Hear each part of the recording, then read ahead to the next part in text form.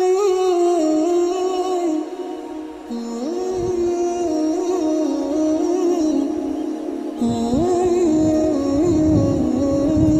شعیب اللہ خان صاحب کے بیانات کے لیے مفتی صاحب کے آفیشیل چینل کو سبسکرائب کریں اور زیادہ سے زیادہ شیئر کریں۔ ہمارے آج کے اجلاس کے مہمان خصوصی جنوب ہند کی مقبول و مشہور شخصیت فخر کرناٹک محبوب العلماء والخواص عارف باللہ نمونۂ اسلاف ترجمان دیوبند شیخ طریقت فقیہ العصر حضرت اقدس مولانا مفتی شعیب اللہ خان صاحب مفتاحی دامت برکاتہ العالیہ بانی و محتمین و شیخ الحدیث الجامعۃ الاسلامیہ مسیح العلوم بنگلور کو اس شیخ کے ساتھ دعوت دیتا ہوں۔ جناب مفتی شعیب کی ہستی نرالی ہے، جناب مفتی شعیب کی ہستی نرالی ہے، ہمارے درمیان ہاں شخصیت ان کی مثالی ہے۔ جناب مفتی شعیب کی ہستی نرالی ہے، ہمارے درمیان ہاں شخصیت ان کی مثالی ہے۔ ان کے منتظر ہیں سب لوگ یہاں محفل میں، ان کے منتظر ہیں سب لوگ یہاں محفل میں، وہ جن کی ذات حدیث و فقہ میں کمالی ہے۔ تو مفکر بھی، مفسر بھی، فقیہ و شیخ بھی، تو مفکر بھی، مفسر بھی، فقیہ و شیخ بھی، کون اندازہ لگائے تیرے محسوسات کا۔ جنوب ہند کے لیے بڑی مقبول شخصیت ہے، علم کے اعتبار سے، تصوف کے اعتبار سے، فقہ کے اعتبار سے، حدیث کے اعتبار سے۔ اللہ تبارک و تعالیٰ آج کے زمانے میں، موجودہ زمانے میں حضرت سے پورے عالم میں، پورے ہندوستان میں حضرت کا فیض پہنچ رہا ہے۔ گزشتہ مہینے گجرات کا سفر تھا، جامعہ ڈھابیلی میں جو 120 سال پرانا تاریخی مدرسہ ہے، جہاں پر علامہ انور شاہ کشمیری، علامہ شبیر احمد عثمانی اور حضرت مولانا عتیق الرحمان عثمانی، اس طرح کبار علماء کرام جس درسگاہ میں درس و تدریس دے کر گئے، ایسی مبارک درسگاہ میں حضرت کی کئی کتابیں وہاں کے اساتذہ کرام کے درس پر، وہاں کے اساتذہ کرام کے میز پر دیکھنے کو موقع ہوا، اور دلی خوشی ہوئی کہ ہمارے کرناٹک کے ایک مشہور عالم دین جن کی لکھی ہوئی کتابیں ایک مقبول ترین درسگاہ میں حضرات اساتذہ علم و فضل فیض حاصل کر رہے ہیں۔ اس سے بڑھ کر حضرت کا مقام و مرتبہ اور کیا ہوگا۔ اللہ تبارک و تعالیٰ سے دعا کریں، اللہ تبارک و تعالیٰ حضرت کی عمر میں بے انتہا برکت عطا فرمائے، حضرت کے سائے کو ہمارے لیے باعث خیر و برکت عطا فرمائے۔ اور اس سے بڑھ کر خوشی کی بات یہ ہے کہ ہمارے پریا پٹن تعلق کے تقریباً 9 سے 10 طلباء کرام جو یہاں سے فارغ ہو کر، حافظ قرآن ہو کر حضرت کے مدرسہ جامعۃ الاسلامیہ مسیح العلوم بنگلور میں زیر تعلیم ہے۔ دعا کریں اللہ تبارک و تعالیٰ حضرت کے فیوز و برکات کو ہمارے علاقے میں جاری و ساری فرمائے، اور حضرت کا بار بار آنا ہمارے علاقے میں مقدر فرمائے۔ حضرت کی قدوم محنت بار بار ہماری بستی میں ہوتی رہے، اس کے لیے بھی آپ دعا کریں۔ میں بغیر کسی تاخیر کے حضرت کی خدمت میں دست بستہ عاجزانہ گزارش کرتا ہوں کہ حضرت اپنے قیمتی مواعظ سے، قیمتی کلمات سے ہم سب کو مستفیض فرمائیں۔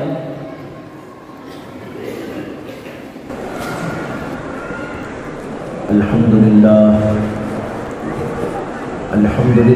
نحمده ونستعينه ونستغفره ونؤمن به ونتوكل عليه ونعوذ بالله من شرور أنفسنا ومن سيئات أعمالنا، من يهده الله فلا مضل له ومن يضلله فلا هادي له، ونشهد أن لا إله إلا الله وحده لا شريك له، ونشهد أن سيدنا ومولانا محمدا عبده ورسوله صلى الله عليه وعلى آله وأصحابه وأزواجه وذرياته وسلم تسليما كثيرا كثيرا۔ أما بعد فأعوذ بالله من الشيطان الرجيم، بسم الله الرحمن الرحيم۔ یا ایھا الذین آمنوا ادخلوا فی السلم کافۃ ولا تتبعوا خطوات الشیطان انہ لکم عدو مبین۔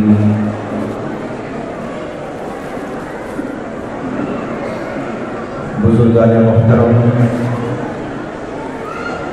علماء کرام، سامعین نظام اور خواتین اسلام،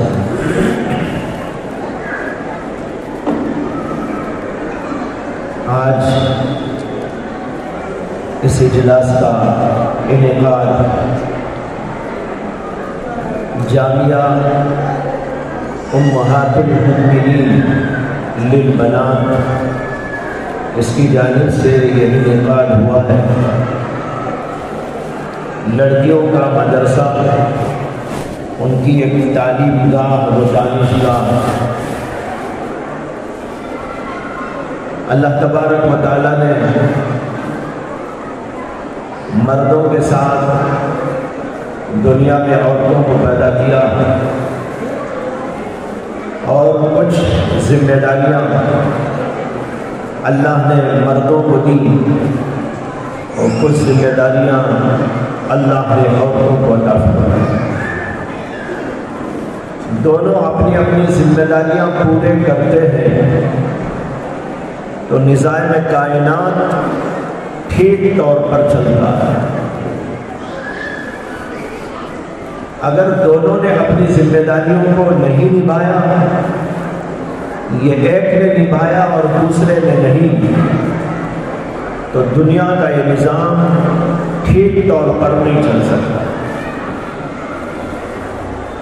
جس طرح ایک گھر، ایک ادارہ، مختلف لوگ اس کے اندر کام کرتے ہیں اور مختلف ذمہ داریوں کو پورا کرتے ہیں، گھر کا نظام بھی چلتا ہے، اداروں کا نظام بھی قائم رہتا ہے۔ اسی طریقے پر یہ نظام کائنات بہت بڑا نظام ہے۔ اس نظام کو دنیا میں قائم دائم رکھنے کے لیے مردوں کی ذمہ داریاں نبھانا اور عورتوں کا اپنی ذمہ داریوں کو نبھانا یہ انتہائی ضروری ہے۔ اللہ نے اسی لیے مردوں کو پیدا کیا، اسی لیے عورتوں کو پیدا کیا، ذمہ داریوں کو بانٹ دیا گیا۔ اگر ذمہ داریوں کو نہ بانٹا جاتا تب بھی کام نہ چلتا۔ مثلاً عورتوں کی ذمہ داریاں کچھ ہیں، وہ اگر نہ نبھائیں اس کو تو پھر یہ نظام کائنات کہاں باقی رہ سکتا ہے۔ مردوں کا نظام الگ ہے، ان کی ذمہ داریاں الگ ہیں، وہ باہر جائیں گے، تجارت کریں گے، کمائیں گے، تھمائیں گے اور لا کر گھر کے اندر گھر کا نظام قائم کرنے کے لیے روپیہ، پیسہ اور چیزیں لیں، اور عورتیں یہ کریں گی کہ اپنے گھر کا نظام قائم رکھیں گی، بچوں کا نظام قائم رکھیں گی، ان کی تعلیم و تربیت پر توجہ دیں گی، گھر کو ٹھیک ٹھاک بنائیں گی۔ یہ یہاں کا نظام سنبھالے ہوئے ہو۔ اگر اس کے اندر گڑبڑ ہو جائے تو ظاہر بات ہے کہ نظام مختل ہو جائے، خراب اور خستہ ہو جائے، بلکہ بالفاظ دیگر درہم برہم ہو جائے۔ آج بعض لوگوں کا یہ نعرہ ہے جو کام مرد کرتے ہیں عورتوں کو بھی وہی کرنا چاہیے، جو کام مرد کرتے ہیں وہی کام عورتوں کو بھی دیا جائے، ان کو بھی گھروں کے باہر نکالا جائے، فیکٹریوں میں بھیجا جائے، آفسوں میں کام کرنے کے لیے لگا دیا جائے۔ تجارت کی منڈیوں میں ان کو بھی گھمایا اور پھرایا جائے. دنیا کے وہ دھندے اور دنیا کے وہ کام جو مرد کیا کرتے ہیں اور مردوں کی ذمہ داریاں عورتوں کو بھی وہی ذمہ داریاں دے کر ان کو بھی باہر نکالو. اچھا چلیے مان لیتے ہیں تھوڑی دیر کے لیے کہ عورتوں کو باہر نکال دیتے ہیں اور جو جو کام مرد کرتا ہے وہی کام عورتیں کریں. جب یہ سب کے سب مرد بھی عورت بھی لوٹ کر گھر آئیں گے تو کھانا کہاں سے کھائیں گے؟ ظاہر بات ہے کہیں گے کہ بھائی نہیں ہم ایک ماما کو رکھیں گے کام کرنے کے لیے, ایک پکوان کرنے والی عورت کو رکھیں گے, وہ ہمارے لیے پکا کے لائے گی, پکا کے رکھا کرے گی.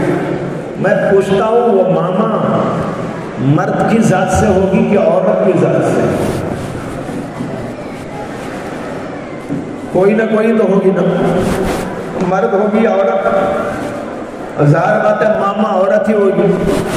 تو وہ عورت کو کیا حق نہیں ہے باہر جانے کا؟ آپ کہتے ہیں کہ عورتوں کو باہر نکالو, عورتوں کو فیکٹریوں میں بھیجو, عورتوں کو فلاں اور فلاں جگہ پر بھیجو, ماما گھر میں پکائے گی. سوال یہ ہے کہ وہ ماما کون ہے؟ کیا وہ عورت نہیں ہے؟ اگر وہ عورت نہیں تو آپ بولیے کہ مرد ہے, یہ بول تو نہیں سکتے, وہ بھی عورت ہی ہے. تو پھر اس عورت کو آپ وہاں کیوں رکھتے ہیں, اسے کیوں نہیں باہر نکالتے؟ کیا اس پر یہ ظلم نہیں ہے؟ یہ عورت کو باہر نکلنے کا حق رکھتی ہے اس لیے کہ اس کے پاس پیسہ ہے, اور اس کے پاس پیسہ نہیں ہے اس لیے اسے گھر میں کون کے رکھا جائے. یہ کون سے انصاف کی بات ہے؟ معلوم ہوتا ہے یہ نعرے لگانے والے لوگ ساری بات سوچا نہیں کرتے, آدھے دماغ کو استعمال کرتے ہیں, آدھے دماغ کو نہیں استعمال کرتے. اس لیے اس طرح کے بے تکے جملے, بے تکے نعرے استعمال کر کے لوگوں کو بے وقوف بنانے کی کوشش کرتے ہیں. حقیقت یہ ہے اللہ نے جو نظام قائم کیا وہی نظام دنیا کے اندر چلے گا, اور اسی نظام کے مطابق یہ دنیا قائم و دائم ہے. بہرحال اللہ نے مردوں کو پیدا کیا, عورتوں کو پیدا کیا, دونوں کی ذمہ داریوں کو بتایا اور دونوں کی ذمہ داریوں کو تقسیم فرما دیا تاکہ ہر ایک اپنی ذمہ داری کو نبھا لے. عورتیں اپنی ذمہ داریوں کو نبھانے کے لیے مردوں کی طرح اس بات کی محتاج ہے کہ ان کو بھی علم حاصل ہو, ان کے پاس بھی سمجھ بوجھ موجود ہو, ان کو پتا ہو کہ ہمیں کیا کرنا ہے, ان کو پتا ہو کہ تربیت کیسی کرنی ہے, ان کے پاس علم ہو اس بات کا کہ دنیا کے اندر ہمیں رہ کر اپنے خدا کو کیسا خوش کرنا, ہر ایک کے حقوق کیا ہیں, گھر کو کیسا نبھانا, شوہر کے ساتھ کیسا نباہ کرنا ہے, بچوں کی تربیت کس طرح کرنی, رشتہ داروں کو کس طرح جوڑے رکھنا ہے, خاندانوں کے اندر کس طریقے پر جوڑ پیدا کرنا ہے, اور پھر ان کے اندر دین کا کام کس طرح کرنا ہے, ان کے ایمانوں کو بنانے, ان کے اخلاق کو بنانے, ان کے کردار کو بنانے, اپنے گھر و خاندان کی عورتوں کے اندر اصلاحی نظام کو قائم کرنے, اخلاق اور اعمال کے نظام کو قائم کرنے کے لیے کیا کیا ضرورت ہے, کس کس طرح علم حاصل کر کے ہم ان چیزوں کو پورا کر سکتے ہیں. اگر عورت کے پاس علم نہیں ہوگا, وہ جاہل ہوگا, تو اسے پتہ نہ ہوگا گھر کو کیسا مینٹین کرنا چاہیے, گھر کے اندر خوشیاں کیسے برقرار رکھنا چاہیے, بچوں کی تعلیم و تربیت کیسی ہونی چاہیے, اور اس کی کیا ذمہ داریاں ہیں اپنے بچوں کے مطابق, اپنے شوہر کے متعلق, اپنے ساس اور اپنے رشتہ داروں کے متعلق, اپنے ماں اور اپنے باپ اور اپنے خاندان اور اپنے متعلقین لوگوں کے ساتھ کس طرح اس کے حقوق ہیں اور کیا ہیں. اگر یہ پتہ نہ ہوگا تو عورت اپنی اپنی ذمہ داریوں کو ٹھیک طور پر انجام نہ دے گی، اور نتیجہ یہ ہوگا کہ نہ شوہر خوش ہوگا، نہ ماں باپ کا حق ادا ہوگا، نہ بچوں کی تعلیم و تربیت ٹھیک ہوگی، نہ گھر کو رکھنے کا سلیقہ آئے گا، نہ کوئی تنظیم ہوگی، نہ کوئی نظام العمل ہوگا، نہ اس کے اخلاق درست ہوں گے، نہ اس کی معاشرت درست ہوگی، نہ لوگوں کے وہ حقوق ادا کرنے میں کامیاب ہوگی۔ نتیجہ یہ ہوگا کہ پورا نظام مختل ہو جائے گا۔ اس لیے شریعت مطہرہ نے ایک طرف مردوں کو بھی حکم دیا اور دوسری طرف عورتوں کو بھی دین کا علم حاصل کرو۔ بعض لوگ یہاں پر لفظ دین کا علم جب سنتے ہیں پریشان ہو جاتے ہیں، ارے کیا ہمیں دنیا کا علم حاصل نہیں کرنا ہے؟ کیا صرف دین کا علم حاصل کرنا ہے؟ کیا صرف دین کا علم حاصل کر لیں گے تو سب آ جائیں؟ حقیقت تو یہ ہے بھائیو، دین کا علم جو آتا ہے انسان کو انسان بناتا ہے، انسان کے اندر انسانیت پیدا کرتا ہے، انسان کے اندر اخلاق پیدا کرتا ہے، انسان کے اندر ایمان پیدا کرتا ہے، انسان کے اندر پاکیزہ صفات پیدا کرتا ہے، انسان کو انسان بنا کر انسانوں کے ساتھ رہنا سکھاتا ہے۔ باقی رہا دنیا کا علم، منع نہیں ہے دنیا کا علم حاصل کر سکتے ہو، ڈاکٹر بنو، انجینئر بنو، بیرسٹر بنو، ایڈوکیٹ بنو، پروفیسر بنو، لیکچرار بنو، اور مختلف علوم اور فنون کے ماہر اور ایکسپرٹ بن جاؤ، لیکن یاد رکھنا کہ جب تک علم دین نہ ہوگا ڈاکٹر تو بن سکتا ہے لیکن انسان نہیں بن سکتا۔ میرے الفاظ یاد رکھ لینا، ڈاکٹر تو بن جائے گا لیکن انسان نہیں بنے گا، پروفیسر لیکچرر تو بن جائے گا لیکن انسان نہیں بنے گا، اور بیرسٹر تو بن جائے گا، عدالت گاہ میں جج بن کے بھی بیٹھ جائے گا، لیکن اس کے اندر انسانیت نام کی کوئی چیز نہ ہو۔ انسانیت، اخلاق یہ سکھاتا ہے مذہب، بالخصوص مذہب اسلام۔ مذہب اسلام انسان کو انسانیت دیتا ہے۔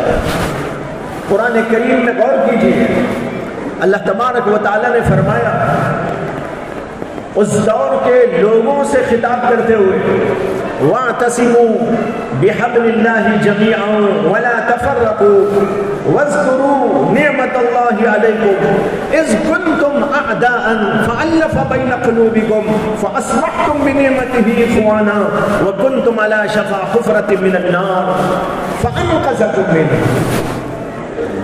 اللہ تعالیٰ کہتے ہیں اللہ کی رسی کو مضبوطی سے تھام لو، آپس میں اختلاف نہ کرو۔ اللہ کی رسی سے مراد دین اسلام ہے، اللہ کی رسی سے مراد قرآن حکیم ہے، اللہ کی شریعت اور اس کے احکام ہے۔ اللہ کہتے ہیں وَاعْتَصِمُوا بِحَبْلِ اللَّهِ جَمِيعًا، اللہ کی رسی کو، اللہ کے دین کو، اللہ کی شریعت کو، اللہ کے کلام کو مضبوطی کے ساتھ میں تھام لو۔ وَلَا تَفَرَّقُوا، آپس میں اختلاف نہ کرو۔ آپس میں اختلاف کا مطلب ہے جھگڑنا، علمی اختلاف مراد نہیں۔ علمی اختلاف تو ہو سکتا ہے، ایک مفسر کہنے لگے آیت کا یہ مطلب ہے، ایک مفسر اس کے خلاف یہ بتائے کہ اس کا مطلب یہ کہ دوسرا یہ ہے۔ احکام کے اندر بھی اختلاف ہو سکتا ہے، جیسے امام شافعی، امام مالک، امام ابو حنیفہ اور امام احمد بن حنبل، ان حضرات کے درمیان میں مختلف مسائل میں اختلاف ہوا۔ یہ علمی اختلاف ہے، دلائل کی بنیاد پر اختلاف ہے، یہ یہاں پر مراد نہیں ہے۔ یہاں پر مراد ہے پارٹی بازی کرنا۔ وَلَا تَفَرَّقُوا، پارٹیاں مت بناؤ، فرقے مت بناؤ، آپس میں تفرقہ مت مچاؤ، آپس میں مخالفتیں نہ کیا کرو۔ اور مخالفتیں اور عداوتیں جو آتی ہیں یہ آتی ہیں حسد کی بنیاد پر، تکبر کی بنیاد پر اپنی بڑائی اور اپنی اپنے بڑپن کے اظہار کے واسطے یہ اللہ کہتے ہیں وَلَا تَفَرَّقُوا، اللہ کی رسی کو مضبوطی سے تھام لو اور آپس میں اختلاف نہ کرو، پارٹی بازی نہ کیا کرو۔ اور آگے کہتے ہیں وَاذْكُرُوا نِعْمَتَ اللَّهِ عَلَيْكُمْ، اللہ کی تم پر جو نعمت ہوئی ہے اس نعمت کو یاد کرو۔ کیا نعمت کی اللہ نے؟ اذ کنتم اعداء، جبکہ تم دشمن تھے ایک دوسرے کے، تم میں عداوت تھی، تم میں بغض تھا، تم میں حسد تھا، تم میں کینہ تھا، لڑائیاں اور جھگڑے تھے، قتل و غارت گری کا بازار تم لوگ گرم کیا کرتے تھے، ایسی تمہاری صورتحال تھی۔ اذ کنتم اعداء فَأَلَّفَ بَيْنَ قُلُوبِكُمْ، اللہ نے تمہارے دلوں کے اندر الفت ڈال دی، محبت ڈال دی، پیار ڈال دیا، اتحاد ڈال دیا، اتفاق پیدا کر دیا۔ وَأَصْبَحْتُمْ بِنِعْمَتِهِ إِخْوَانًا، اللہ کی اس نعمت کی وجہ سے تم آپس میں بھائی بھائی بن گئے۔ علماء نے یہاں نعمت کی تفسیر کیا لکھی ہے معلوم ہے آپ کو؟ علامہ قرطبی اور مفسرین لکھتے ہیں کہ یہاں اللہ نے جو کہا فَأَصْبَحْتُمْ بِنِعْمَتِهِ، اللہ کی نعمت کی وجہ سے تم آپس میں بھائی بن گئے۔ وَالْمُرَادُ بِهِ النَّبِيُّ محمد صلی اللہ علیہ وسلم، اس سے مراد محمد رسول اللہ صلی اللہ علیہ وسلم کی ذات اطہر۔ آپ تشریف لائے، آپ نے تعلیم دی، آپ نے اثر ڈالا، آپ نے لوگوں کو پیار سکھایا، آپ نے لوگوں میں اخلاق پیدا کیے، ان کی عداوتوں کو کھرچ کھرچ کے نکالا۔ اسی آیت کی تفسیر میں علماء کرام نے مفسرین عظام نے لکھا ہے کہ اللہ کے نبی صلی اللہ علیہ وسلم کے دنیا میں تشریف لانے سے پہلے مدینے کے انصار قبیلوں کے اندر دو قبیلے تھے، ایک خزرج اور ایک اوس۔ ان دو قبیلوں کے درمیان ایک معمولی بات کے اوپر جھگڑا اور معمولی بات کے اوپر جنگ شروع ہوئی، اور وہ جنگ اللہ کے نبی کے دنیا میں تشریف لانے کے 120 برس پہلے شروع ہوئی اور اللہ کے نبی کے دنیا میں آنے کے بعد ختم ہوئی۔ اندازہ کرو کیسے عداوت والے، بغض والے، پیڑیاں پیڑیاں ختم ہو گئی۔ جنگ و جدال کا بازار 120 سال تک گرم رہا ان کے درمیان۔ اللہ نے اس کو یہاں کہا یاد کرو اس وقت کو، اس گل تم عدان، تم آپس میں کیسے دشمن تھے۔ فَأَلَّفَ بَيْنَ قُلُوبِكُمْ، اللہ نے تمہارے دلوں کے اندر پیار و محبت ڈال دیا۔ کیسا ڈالا؟ فَأَصْبَحْتُمْ بِنِعْمَتِهِ إِخْوَانًا، اللہ کی ایک نعمت تمہارے پاس آئی تھی، وہ نعمت محمد رسول اللہ صلی اللہ علیہ وسلم کی ذات اطہر تھی۔ ان کی تربیت نے، ان کے اصولوں نے، ان کی تعلیمات نے، ان کی تلقینات نے، ان کی صحبت کی تاثیر نے تمہارے دلوں کو بدل کے رکھ دیا اور عداوتوں کو جو ہے بدل کر پیار و محبت ڈال دی۔ یہ ہے بھائیو اسلام۔ میں سمجھانا چاہ رہا ہوں اسلام کے بغیر انسان نہیں بنتا۔ اللہ کے نبی آئے، اخلاق آئے، تہذیب آئی، تمدن آیا، پیار آیا، محبت آئی، اور آپس کے اندر انسان کو سمجھنے لگا کہ یہ انسان ہے۔ اس سے پہلے تو ایک انسان دوسرے انسان کو ایسی ہی نظر سے دیکھتا تھا جیسے کہ کتے اور بلیاں ایک دوسرے کو دیکھتی، شیر اور باغ ایک دوسرے کو دیکھا کرتے ہیں۔ خونخوار ذہنیت، اسے مارو، اسے توڑو، یہ کرو، قتل کرو، غارت گری مچاؤ، جو ملا اس کے ساتھ یہ سلوک ہوتا تھا۔ اللہ کے نبی آئے تو وہ اخلاق، وہ کردار، وہ پیار، وہ محبت، وہ اتحاد، وہ اتفاق، ایسا سبق پڑھایا کہ لوگوں نے ایسا سبق کبھی نہ دیکھا۔ حدیث میں ایک عجیب واقعہ آتا ہے، نبی اکرم صلی اللہ علیہ وسلم جب ہجرت کر کے مدینہ تشریف لے جاتے ہیں اور اللہ کے نبی علیہ السلام کے کچھ پہلے بھی اور کچھ بعد بھی بہت سارے صحابہ مکے سے ہجرت کر کر کے مدینہ جا کر قیام پذیر ہوتے ہیں. تو نبی اکرم صلی اللہ علیہ وسلم کے سامنے جو ایک بہت بڑا مسئلہ تھا، یہاں پڑھا لکھا طبقہ گریجویٹ طبقہ ہے تو وہ ذرا غور کرے. جب اللہ کے نبی اور حضرات صحابہ مکے کی سرزمین کو خیرات کہہ کر مدینے کی سرزمین پر آباد ہوتے ہیں، وہاں ایک بہت بڑا مسئلہ تھا. وہ مسئلہ ملی تھا، وہ مسئلہ سماجی تھا، اور وہ مسئلہ ملکی تھا، اور وہ مسئلہ سیاسی تھا. کیا مسئلہ تھا؟ مسئلہ یہ تھا کہ اتنے لوگ جو وہاں سے آئے، نہ ان کا گھر، نہ ان کا دکان، نہ ان کے پاس مال، نہ ان کے پاس کھانا، نہ ان کے پاس کپڑا، نہ ان کے بچوں کے لیے کچھ. ایسی صورتحال میں یہ سب اپنا وطن چھوڑ کر مکے کی سرزمین کو خیرباد کہہ کر مدینے کی سرزمین پہ آباد ہوئے ہیں. ان کا کھانا کون کھلائے گا؟ ان کو کپڑے کون دے گا؟ ان کے لیے رہائش کا انتظام کہاں سے کریں گے؟ جھوپڑی ہی صحیح، جھوپڑی بھی تو چاہیے بنانا، کہاں سے بنے گا؟ نہ ان کا گھر ہے، نہ دکان ہے، نہ بازار ہے، نہ ہاتھ میں پیسہ ہے. نہتے چلے آئے ہیں اللہ کی محبت میں، اللہ کے رسول کی محبت میں، اور اپنے دین کی حفاظت اور دین کی اشاعت کے خاطر. اللہ کے نبی کے سامنے مسئلہ تھا. دنیا میں آج بھی یہ مسئلہ پیش آتا ہے حکومتوں کو. بہت سارے لوگ ہوتے ہیں، جاب نہیں ہوتا، پیسہ نہیں ہوتا، ان کے لیے گھر بار نہیں ہوتا، ان کے لیے کھانے پینے کا انتظام نہیں ہوتا. حکومت کی ذمہ داری ہوتی ہے کہ وہ سوچے یہ فقیر لوگ کہاں سے کھائیں گے، یہ مفلس لوگ اپنا پیٹ کہاں سے بھریں گے، یہ اپنے بچوں کے لیے کہاں سے لائیں گے. ان کے کپڑے کا، ان کے دکان و مکان کا، ان کی کمائی کا کیا انتظام ہو سکتا ہے؟ یہ حکومتوں کی ذمہ داری ہوتی ہے. لیکن آج کی حکومتیں سوچنے کے لیے تیار نہیں، وہ لڑانے تیار ہے. حکومت کو یہ سوچ نہیں آتی ہمارے ملک کے اندر لاکھوں انسان بے گھر ہیں.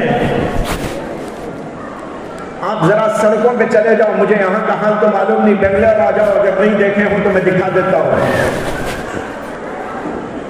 صرف 1 گھنٹہ بنگلور کی سڑکوں پہ گھوم کے آ جائیں گے، آپ کو سووں لوگ بلکہ ہزاروں لوگ سڑکوں کے اوپر سخت سردی کے موسم میں ٹھٹرے ہوئے پڑے ہوئے، بچوں کے ساتھ، اپنی بیویوں کے ساتھ. ان کو کوئی دیکھنے والا نہیں، ان کو کوئی پوچھنے والا نہیں، ان کے لیے ایک کمبل کا انتظام کرنے والا کوئی نہیں، ان کو دو جو ہے کچھ کھانے کے لیے دینے والا کوئی نہیں. پڑے ہوئے ہیں، ان کا کوئی گھر نہیں.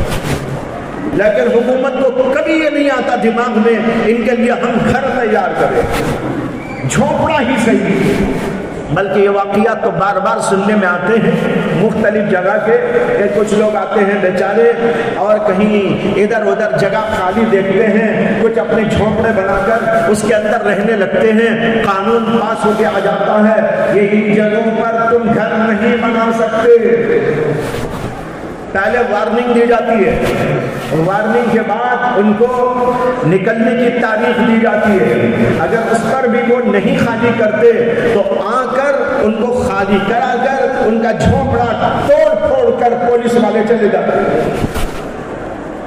یہ قانون تو یہ ہے ٹھیک، میں اس قانون کا رد نہیں کرتا، لیکن قانون یہ بھی تو ہے کہ ملک کے ذمہ دار حکمراں، سیاستدان اس بات کی بھی فکر کریں کہ ان کے لیے گھر کہاں سے آئے، ان کے لیے کھانا کہاں سے آئے، ان کے لیے کپڑوں کا انتظام کیسے ہوگا.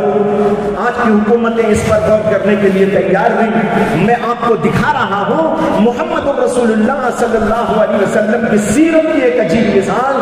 جب حضرات صحابہ کی اتنی بڑی تعداد جو کچھ بھی تھی وہ مکے کو چھوڑ کر مدینے میں آ کے آباد ہوئی، بہت بڑا مسئلہ تھا کھانے کا، پینے کا، رہائش کا. کہاں سوئیں گے، کہاں رہیں گے، بچے کہاں رہیں گے، گے؟ عورتیں کہاں رہیں گی؟ اور کھائیں گے کہاں سے؟ کیا کریں گے؟ کمانے کا کوئی ذریعہ نہیں۔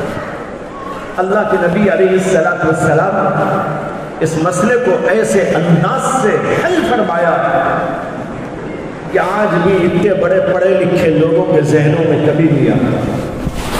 اللہ کے نبی صلی اللہ علیہ وسلم نے سب صحابہ کو جمع کیا، انصاری صحابہ کو جمع کیا جو مدینے کے رہنے والے تھے۔ ان سے کہا کہ دیکھو، اللہ کی خاطر، دین کی خاطر یہ سب کے سب لوگ اپنا گھر بار چھوڑ کر اور اپنے ملک کو چھوڑ کر، اپنے شہر کو چھوڑ کر یہاں پر آ گئے ہیں، اس لیے تم ایسا کرنا جس کے بعد جتنی وسعت ہے اس کے مطابق کوئی ایک آدمی کو اپنا بھائی بنا لے، کوئی 2 آدمی کو اپنا بھائی بنا لے، کوئی 3 آدمیوں کو اپنا بھائی بنا لے۔ یہ مؤاخات کا مسئلہ یہیں سے اللہ کے نبی علیہ السلام نے آغاز کیا تھا، ایک دوسرے کو بھائی بنا دیا اور کہا کہ تم ان کے بھائی، تم ان کے بھائی، تم ان کے بھائی، اور حکم دیا ان کو اپنے ساتھ میں رکھ لینا، کھلانا پلانا سب کچھ ان کے ساتھ اپنے بھائی کی طرح کرنا۔ مسئلہ 2 منٹ میں حل ہو گیا۔ ملکی مسئلہ، سیاسی مسئلہ، حکومت کا مسئلہ، اللہ کے نبی علیہ السلام نے اپنی خدا داد بصیرت سے، اپنی خدا داد تفقع سے 2 منٹ کے اندر اس کو حل کر دیا۔ صحابہ نے ہاتھوں ہاتھ ایک دوسرے کو لیا، میں ان کو لیتا ہوں، میں ان کو لیتا ہوں، وہ ان کو لیتا ہے، اور 2-4 منٹ کے اندر مسئلہ حل کر کے چھوڑ دیا۔ سارا فقر و فاقے کا اور معاش کا اتنا بڑا مسئلہ 2 منٹ کے اندر حل کر کے دنیا والوں کے سامنے دیا کہ اگر دین پڑھاتے ہو، محمد کی غلامی کرتے ہو، محمد کی سیرت کو مانتے ہو، محمد کے اصول پہ چلتے ہو، تو تمہارے دنیا کے سارے مسائل بھی حل ہو سکتے ہیں۔ کیسی عجیب مثال ہے۔ میں یہاں یہ واقعہ سنانا چاہ رہا تھا آپ کو کہ اسی دوران حضرت عبد الرحمن بن عوف کا اللہ کے نبی علیہ السلام نے ایک صحابی کو ان کو حوالے کرتے ہوئے فرمایا، یہ تمہارے بھائی ہیں، ان کو لے جاؤ۔ عبد الرحمن بن عوف بڑے مالدار صحابی تھے، یعنی مکے میں ان کی تجارت تھی، بہت بڑا کاروبار تھا، لیکن سب کچھ کو چھوڑ کر وہ یہاں پر آ گئے تھے۔ یہاں آنے کے بعد اللہ کے نبی نے ایک صحابی کے حوالے کیا اور کہا کہ تم ان عبد الرحمن بن عوف کو اپنے ساتھ لے جاؤ، یہ تمہارے پاس رہیں گے، تمہارے ساتھ کھائیں گے، تمہارے ساتھ پیئیں گے، تمہارے ساتھ ان کی زندگی ہوگی، اپنا بھائی بنا کے لے جاؤ۔ وہ خوشی خوشی ان کو لے کر گئے اور جا کر کہا عبد الرحمن بن عوف سے کہ دیکھیے میرے گھر کے 2 حصے، ایک نیچے کا اور ایک اوپر کا، اگر آپ نیچے رہنا چاہتے ہو میں اوپر چلا جاتا ہوں، آپ نیچے رہ جاتے ہیں، اگر آپ کو اوپر کا حصہ پسند آتا ہو تو میں نیچے رہ جاتا ہوں، آپ اوپر کی جگہ پر رہائش اختیار کر لیں۔ اور پھر فرمایا گھر میں یہ ساز و سامان ہے، ان ساز و سامان میں سے جو آپ کو پسند وہ اشارہ کر دیجئے، وہ میں آپ کے حوالے کر دوں گا۔ اور اس سے بھی زیادہ عجیب بات انہوں نے یہ کہی کہ میری 2 بیویاں ہیں، میں ایک نظر دونوں کو دکھا دیتا ہوں، جو پسند آ جائے میں اس کو طلاق دیتا ہوں، آپ اس سے شادی کر لیجئے، یہ آپ کا گھر، یہ آپ کا ساز و سامان، یہ آپ کے لیے بیوی کا انتظام۔ حضرت عبد الرحمن بن عوف نے کہا مجھے کسی چیز کی ضرورت نہیں ہے، بس مجھے اللہ نے ایک ملکہ دیا ہے کہ میں جہاں مٹی پہ بھی ہاتھ رکھ دیتا ہوں اللہ سونا بنا دیتا ہوں۔ آپ اس کی فکر نہ کریں، بس آپ میرے بھائی ہیں تو آپ میری اتنی مدد کر دیجئے، مجھے مدینے کے بازار میں لے جائیں اور لے جا کر وہاں کے جو تجارت والے تجار لوگ، بزنس مین لوگ موجود ہیں ان سے ذرا مجھے انٹروڈکشن کرا دیجیے، تعارف کرا دیجیے، تعارف کرا کے چھوڑ دینا، آگے کا مسئلہ میں حل کر لوں۔ انہوں نے کہا ٹھیک ہے۔ اس کے بعد ان کو بازار لے گئے، بازار لے جا کر لوگوں سے ملاقات کرا دی کہ بھئی یہ صحابی رسول ہیں، ان کا نام یہ ہے، مکے سے آئے ہیں، بہت بڑے تاجر تھے، سب کچھ اللہ کے لیے چھوڑ چھاڑ کر یہاں پر اللہ کے لیے آ گئے ہیں، یہ آپ سے تعارف چاہ رہے تھے، میں ملاقات کرا رہا رہا ہوں، آپ ان سے بات کر لیجئے۔ انہوں نے تجارتی سلسلے کو آگے بڑھانے میں جو کچھ چھوٹی موٹی پونجی لے کر آگے تھے اس سے انہوں نے کام شروع کر ڈالا۔ اللہ نے جیسے انہوں نے کہا تھا مٹی میں ہاتھ ڈالتا ہوں اللہ سونا بنا دیتے ہیں۔ چند ہی سالوں کے اندر وہی عبد الرحمن بن عوف جن کو ایک صحابی کے حوالے کرتے ہوئے اللہ کے نبی نے فرمایا تھا تمہارے ساتھ کھلانا پلانا رکھنا، آج وہ مدینے کا سب سے بڑا مالدار جس کے دسترخوان پر روزانہ کئی 100 آدمی کھانا کھاتے ہیں۔ یہ وہ صحابی ہے جن کے بارے میں تاریخ اس کو بھی لکھ کر چلی گئی کہ ایک دفعہ ایسا ہوا کہ ان کا مال ملک شام سے آیا، اونٹوں پر لدا ہوا، بہت بڑا کئی 100 اونٹوں پر بھرا ہوا لدا ہوا مال آیا، اناج بندہ تھا، بیپار تھا، ان کا بیپار کرتے ہوئے وہاں سے منگایا تھا۔ اب یہ سب آ کے کھڑے ہوئے ہیں، 100 اونٹ کے اس سے بھی زیادہ اس کے اوپر مال لدا ہوا ہے۔ عبد الرحمن بن عوف کو جو ہے تاجروں نے آ کر کہا آپ کتنے میں اس کو بیچنا چاہتے ہیں، اپنا نفع لے کر ہم کو بیچ۔ زمانہ فقر و فاقے کا تھا، مدینے میں اتنا سارا مال آیا، وہاں کے تاجروں کی جو ہے تاجروں کے منہ میں راج ٹپکنے لگے۔ انہوں نے کہا ہم خریدیں گے بیچیں گے بڑا مال کمائیں گے۔ عبد الرحمن بن عوف سے پوچھا تو انہوں نے کہا ہاں میں بیچنا چاہتا ہوں، لیکن میرا اصول یہ ہے کہ میرے 100 کے مال پر جو ہے 1000 روپے مجھے دینے پڑیں گے، یعنی 100 روپے کا مال میں دوں، میرا 100 روپے کا خریدا ہوا تو اس کے اوپر میں 1000 روپے نفع لوں گا۔ لوگوں نے کہا ایسی تجارت تو ہم نے کبھی نہیں دیکھی، ایک کے اوپر 10 گنا 10 گنا کیسے ہو سکتا ہے، ہم تو نہیں دے سکتے، آپ ذرا کم کر دیجیے۔ انہوں نے کہا نہیں میرے پاس تو بہت خریدنے والے موجود ہیں، آپ لوگ نہیں خریدنا چاہتے تو چلے جاؤ۔ لوگ حیران ہو کے دیکھنے لگے کون خریدنے والا ہے، 1 روپے کا مال 10 روپے کو۔ عبد الرحمن بن عوف نے کہا مدینے کی گلیوں اور سڑکوں میں اعلان کر دو جس کو بھی کلے اور اناج کی ضرورت ہے وہ آئے اور لے کر جائے۔ اعلان ہونا تھا، مدینہ کا مدینہ ٹوٹ پڑا، سب فقر و فاقے سے، بچے بھوکے، عورتیں بھوکے اور بل بھی آ رہے تھے۔ اس زمانے کے اندر یہ اعلان ہوتا ہے اور لوگ آ کر ٹوٹ پڑتے ہیں۔ عبد الرحمن بن عوف حکم دیتے ہیں اپنے لوگوں کو جو جو آتا رہے اس کو دیتا رہنا۔ سارا مال صدقہ کر دیا اور کہا میں نے اللہ کو بیچ دیا ہے، جس اللہ نے مجھ سے وعدہ کیا ہے من جاء بالحسنۃ فلہ عشر امثالھا، جو ایک دیتا ہے ایک نیکی کرتا ہے میں اسے 10 گنا بدلہ دیتا ہوں۔ بھائیوں میں بتا یہ رہا تھا دین اسلام ہمیں ہر چیز سکھاتا ہے، اخلاق دیتا ہے اور انسانیت سکھاتا ہے۔ یہ میں انسانیت کی مثال آپ کو دے رہا تھا۔ جب آدمی اسلام پہ آتا ہے تو اس کے اندر تو ایسے پاکیزہ اخلاق پیدا ہوتے ہیں، اس کے اندر سے عداوتیں نکل جاتی ہیں، اتحاد پیدا ہوتا ہے، دلوں سے کینہ اور کدورت دور ہو جاتی ہے، پیار و محبت کی فضا قائم ہوتی ہے، انسان کو سمجھتا ہے یہ انسان ہے، ورنہ تو انسان کو نہیں سمجھتا، مارتا ہے، قتل کرتا ہے، غارت گری پہ اتر آتا ہے۔ یہ سب اس لیے ہوتا ہے کہ دین اسلام سے دور ہوتے ہیں۔ میں عرض یہ کر رہا تھا کہ عورتوں کو بھی تعلیم کی ضرورت ہے جیسے مردوں کو ضرورت، اس لیے کہ تعلیم کے بغیر یعنی دینی تعلیم کے بغیر ہم کچھ بھی پڑھ لیں، پڑھنا آپ کو ضروری لگتا ہے، آپ ہر علم حاصل کیجئے، ڈاکٹری کا علم حاصل کیجئے، بیرسٹری کا علم حاصل کیجئے، سائنس کے مختلف شعبوں کا علم حاصل کیجئے، ٹیکنالوجی کے علوم فنون کے اندر مہارت پیدا کیجئے۔ ہمارے بچوں کو یہ تعلیم میں دینا چاہیے، ہمارے بچوں میں ڈاکٹرز بھی ہو، ہمارے بچوں میں انجینئرز بھی ہو، ہمارے بچوں میں لائرز بھی ہو، ہمارے بچوں میں سائنٹسٹ بھی ہو، ہمارے بچوں میں مختلف علوم و فنون کے ماہرین ہو اور بہترین ماہرین ہو، یہاں تک کہ وہ دنیا میں نام روشن کر دیں۔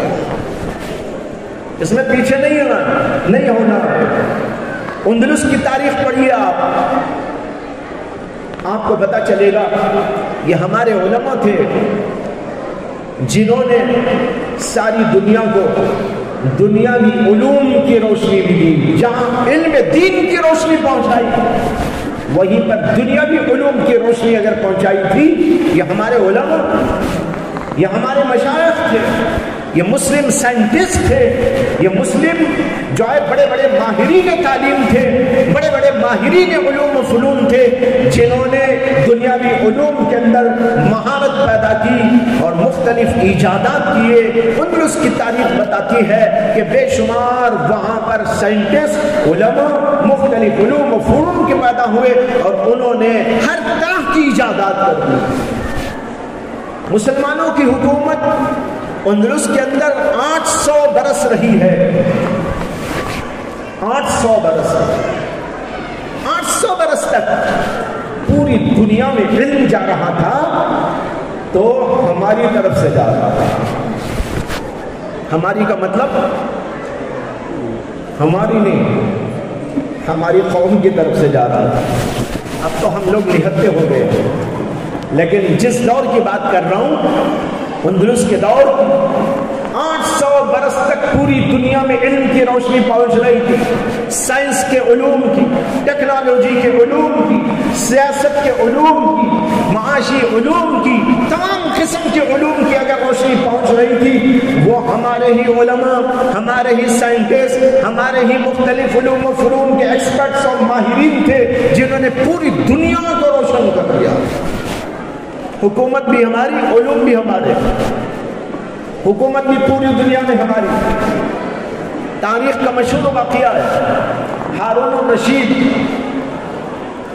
الرشید ابو بنو عباس کے بہت بڑے بادشاہ ہوتے، بڑی لمبی چوڑی اللہ نے ان کو حکومت دی۔ ایک بار وہ اپنے بالے خانے پر ٹہل رہے تھے، دیکھا تو بادل جا رہا تھا، انہوں نے مسکرایا، بادل کو دیکھا اور کہا، اے بادل، تو جہاں چاہے جا کر برس جانا، جہاں بھی تو برسے گا اور کچھ پیداوار ہوگی تو اس پیداوار کا ٹیکس میرے ہی خزانے میں آئے گا۔ یعنی دنیا میں کہیں بھی جاؤ، وہاں سے یا تو ہماری حکومت ہوگی یا وہ ہماری باج گزار حکومت ہوگی، ہمیں ٹیکس پے کرنے والی حکومت ہوگی، جہاں چاہے جا کے برس جائے۔ حکومت ہماری، طاقت ہماری، لیاقتیں ہماری، صلاحیتیں ہماری، علوم ہمارے، فنون ہمارے، یہ سب ہم نے پیدا کیا۔ بعد میں اچھا یہ بھی بتاتا چلوں، جس زمانے میں اندلس کے اندر علوم و فنون اپنے عروج پر اور اپنے کمال پر تھے، اس زمانے میں یورپ اندھیریوں میں بھٹک رہا تھا، جہالت کی وادیوں میں بھٹک رہا تھا، ان کو علم سے کوئی سروکار نہیں، یہاں تک کہ کوئی نکل کر ادھر ادھر سے ان کا آدمی اندلس کو آ جاتا یا کسی ایسی جگہ پر پہنچ کر علم حاصل کر لیتا، علوم سائنس اور ٹیکنالوجی کے حاصل کر لیتا اور پھر یورپ کو پہنچ جاتا تو سارے وہاں کے لوگ اس کے دشمن ہو جاتے اور کہتے کہ یہ کافر ہو گیا، علم حاصل کرنے والے کہتے تھے کافر ہو گیا، اس کو مار دیتے تھے، حکومت اس کو ختم کر دیتی تھی۔ تاریخ بتاتی ہے ہزاروں ایسے اس زمانے کے اندر سائنٹسٹ پیدا ہوئے اور ان سائنٹسٹ لوگوں کو وہاں کی حکومت نے یورپ کی جلا دیا، مار دیا، قتل کر دیا یا اور مختلف سزاؤں میں گرفتار کیا اور اس طریقے پر ان کو نیست و نابود کر دیا، علم کی دشمن حکومت۔ لیکن یہ علوم کے چرچا تھا ہمارے پاس، اور پھر ذرا سا کایا پلٹ ہو گئی، کایا پلٹ ہو کر ہم دینی علم سے بھی دور ہو گئے اور دنیاوی علوم سے بھی دور ہو گئے۔ آج مسلمان دونوں علوم میں پیچھے چل رہے ہیں۔ یہ جو تبدیلی آئی، انقلاب آیا، اس کے اسباب کچھ بھی ہوں، ایک مستقل ٹاپک ہے، اس وقت اس کو نہیں چھیڑ رہا ہے۔ بہرحال ان وجوہات سے ہی صحیح مسلمانوں نے اس لائن کے اوپر جو کام ان کو کرنا تھا اس سے پیچھے ہٹ گئے اور یہاں تک کہ ان کے ہاتھ سے یہ علوم فنون سب نکل گئے۔ آج اگر یہ کہا جاتا ہے علم تو لوگ سمجھتے ہیں علم ہمارے پاس میں نہیں ہے، یورپ والوں کے پاس میں ہے، امریکہ والوں کے پاس میں ہے، برطانیہ والوں کے پاس میں ہے، جرمن والوں کے پاس میں ہے، فرانس والوں کے پاس میں ہے، علم تو وہاں سے آ رہا ہے، ہم ان کے بھکاری ہیں۔ معلوم ہونا چاہیے ہم بھکاری نہیں، ہم دینے والے تھے، آج بھکاری ہو گئے۔ اس لیے میں نے کہا اس علم میں بھی آپ کو پیچھے نہیں رہنا، اپنے بچوں کو پڑھائیے، علوم و فنون میں آگے بڑھائیے، سب کچھ کیجئے، لیکن ایک بات یاد رکھ لینا، ڈاکٹر بن جانے سے، انجینئر بن جانے سے، پروفیسر بن جانے سے، لیکچرر بن جانے سے، بیرسٹر بن جانے سے، اور کسی علم کا ماہر ایکسپرٹ بن جانے سے انسان نہیں بنتا جب تک کہ وہ قرآن و حدیث کی تعلیم حاصل نہیں کرتا۔ یہ ہے مجھ کو سمجھانا۔ علم کی مخالفت منظور نہیں، بلکہ میں علم کا داعی ہوں، میں اس کی تبلیغ کرتا ہوں، ڈاکٹر بننے کی، انجینئر بنانے کی، پروفیسر بنانے کی، لیکچرر بنانے کی، علوم و فنون میں آگے بڑھانے کی، میں تو اس کی تبلیغ کرتا ہوں، میں اس کی دعوت دیا کرتا ہوں، میں اس کی ترغیب دیا کرتا ہوں۔ مخالفت کرنے کا کیا سوال ہے؟ لیکن اسی کے ساتھ یہ کہتا ہوں محض ڈاکٹر نہ بنو بلکہ مسلمان ڈاکٹر بنو، محض انجینئر نہ بنو۔ محض انجینئر بنو گے تو تمہارے اندر انسانیت نہیں آئے گی، محض ڈاکٹر بنو گے تو تم ایک خونخوار درندے سے زیادہ کچھ نہیں، خونخوار درندے، جیسے درندہ خون چوس لیتا ہے، وہ ڈاکٹر بھی خون چوستا ہے لوگوں کا۔ جو ڈاکٹر دین سے واقف نہیں ہوتا، جو ڈاکٹر قرآن و حدیث نہیں پڑھتا، جو ڈاکٹر علم دین سے وابستہ نہیں ہوتا، وہ یہ چاہتا ہے کسی طرح کوئی مرے کہ جیے، مجھے تو پیسہ آنا ہے۔ آج دیکھو ہاسپٹل جا کر کیا حال ہے، ہاسپٹلوں میں آپ جا کر ایک نظارہ کریں گے تو پتہ چلے گا، ڈاکٹرز، نرسیں، وہ پورے کا پورا عملہ منہ کھولا بیٹھا ہوا ہے کہ کوئی مریض آئے گا، اس کی جان رہے کہ جائے، بہرحال ہمیں پیسہ کمانا ہے۔ ہو رہا ہے کہ نہیں ہو رہا ہے؟ یہ اس لیے ہو رہا ہے کہ ان کے پاس دنیا کا علم ہے لیکن دین کا علم نہیں، وہ علم جو ان کو اخلاق سکھاتا ہے، تہذیب سکھاتا ہے، تمدن سکھاتا ہے، بہترین انسانیت سکھاتا ہے، انسانی اقدار سکھاتا ہے، انسانی صفات سے ان کو ممتاز کرتا ہے، وہ علم ان کے پاس میں موجود ہے۔ ہمارے ایک دوست تھے، دوست کیا میرے بڑے تھے وہ، لیکن تعلقات تھے، ان کا نام داؤد بھائی، چند سال پہلے ان کا انتقال ہو گیا۔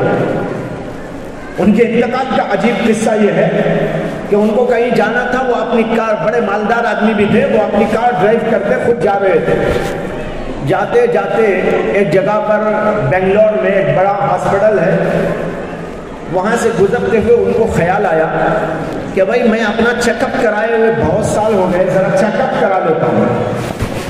ان کو کوئی بیماری نہیں تھی، کوئی درد نہیں تھا، کچھ دکھ نہیں تھا، طبیعت بالکل بحال، آرام سے کار چلاتے جا رہے تھے۔ خالی ایک خیال آیا کہ بہت دنوں پہلے ٹیسٹنگ کرائی تھی، تھرو چیک اپ کرانا چاہیے، ذرا چلو آگے ہیں تو چیک کرا کے چلے گئے۔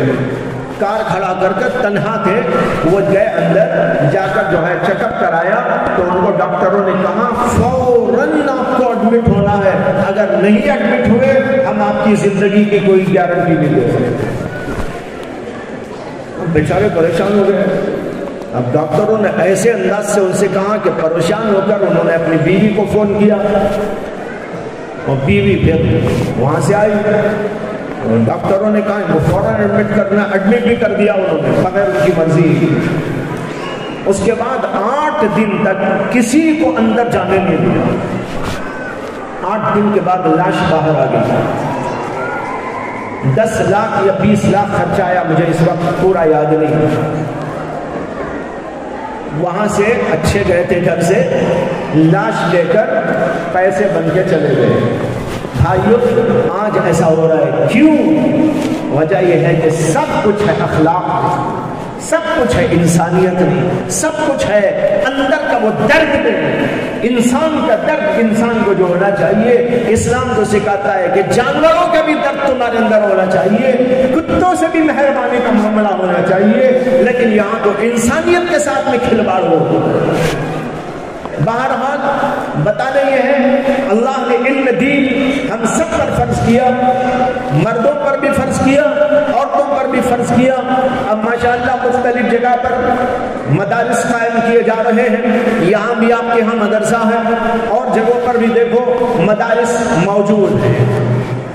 ان مدارس میں کیا پڑھایا جاتا ہے؟ ان کے اندر قرآن، حدیث پاک، فقہ کے مسائل، سیرت النبی، سیرت الصحابہ، آداب، تہذیب، اخلاق، یہ سب چیزیں مدارس کے اندر پڑھائی وہ سکھائی جاتی ہے۔ ہاں البتہ یہ کہہ سکتے ہیں کہ اس وقت جس انداز کی ہمارے یہاں تعلیمات ہیں اس میں تھوڑی سی کمی ہے، اس کمی کو پورا کرنے کی کوششیں ہوں، ان کو اور بہتر بنانے کی کوششیں ہوں۔ ہماری ایک بچی مدرسے میں آ کر پڑھ کر نکلے تو اس کے اخلاق بہترین اخلاق ہو، وہ پورے خاندان کو جوڑ لینے والی ہو، وہ پورے خاندان پر اثر پیدا کرنے والی اثر انداز ہو۔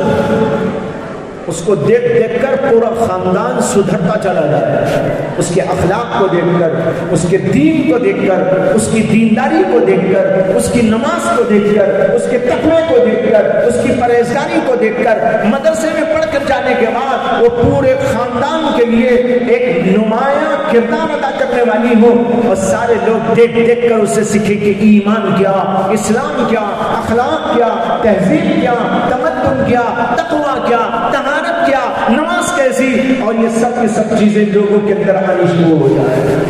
اس کے لیے مدارس قائم کیے جاتے ہیں۔ ماشاءاللہ مدرسے لڑکوں کے بہت ہیں۔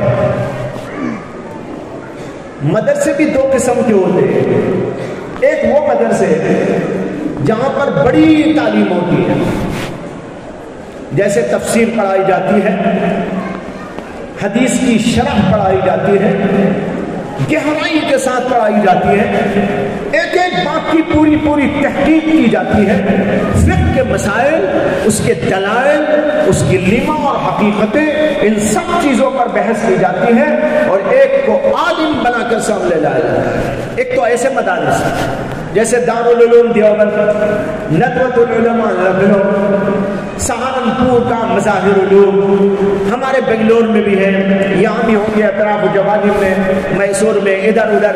یہ بڑے وہ مدارس ہیں جہاں پر طلبا جانے کے بعد مفسر بنتے ہیں، محدث بنتے ہیں، اور جو ہے فقیہ بنتے ہیں، مفتی بنتے ہیں، اور مختلف علوم و فنون کے ماہر بنتے ہیں، اسلام کے بڑے داعی بن کر نکل جاتے ہیں۔ یاد رکھو ہر عالم داعی ہوتا ہے۔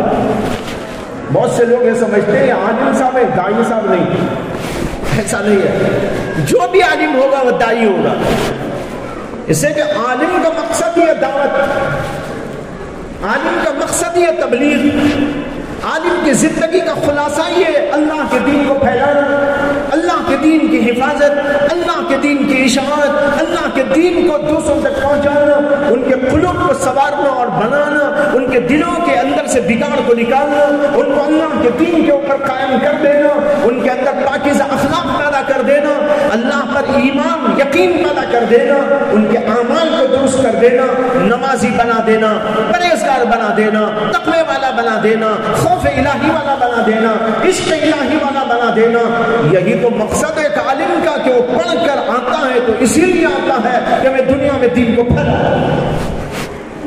اسے یاد رکھو، ہر عالم دین اسلام کا داعی ہوتا ہے، ہر عالم دین اسلام کا مبلغ ہوتا ہے، اور بہترین انداز سے وہ دنیا والوں کو اللہ کے دین کا پیغام سناتا ہے۔ یہی اس کا مقصد حیات ہے۔ یہ تو یہ مدارس، بڑے بڑے مدارس، ان کا یہ نظام اور یہ کام۔